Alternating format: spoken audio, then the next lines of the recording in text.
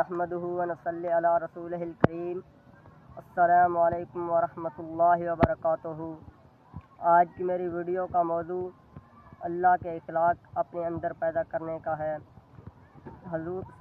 ایک حدیث ہے پاک ہے، حضور صلی اللہ علیہ وسلم فرماتے ہیں کہ خدائی صفات اپنے اندر پیدا کرو۔ مثلاً خدائی صفات کیا ہیں؟ مثلاً اللہ تعالیٰ نے کریم ہے، اپنے اندر کریم والی صفت پیدا کرو۔ اللہ تعالیٰ رحیم ہے، اپنے اندر رحم والی صفت پیدا کرو۔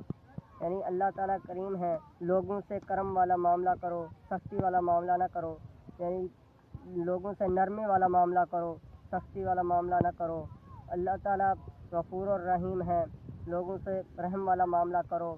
اللہ تعالیٰ غفار الذنوب ہیں، لوگوں سے معافی والا معاملہ کرو، اپنے اندر معافی والی صفت پیدا کرو۔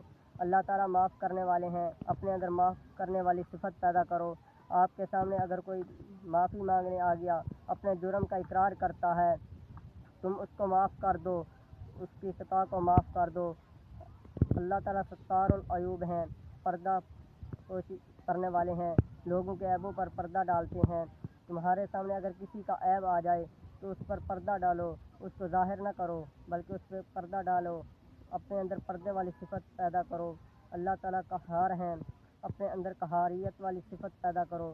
اگرچہ بیٹا ہی کیوں نہ ہو، اس کو جوتے مارنے پڑیں تو اس کو ماریں شریعت کے معاملے میں۔ اگر پیغمبر کی شریعت کا مسئلہ آ جائے تو اس میں اگر سامنے بیوی آڑ بنتی ہے، یا بیٹا آڑ بنتا ہے، یا بیٹی آڑ بنتی ہے، یا رشتہ داروں میں سے کوئی اور رشتہ دار آڑ بنتا ہے تو ان کو راستے سے ہٹانے کی کوشش کرو۔ یہ جبار والی صفت بھی اپنے اندر پیدا کرو۔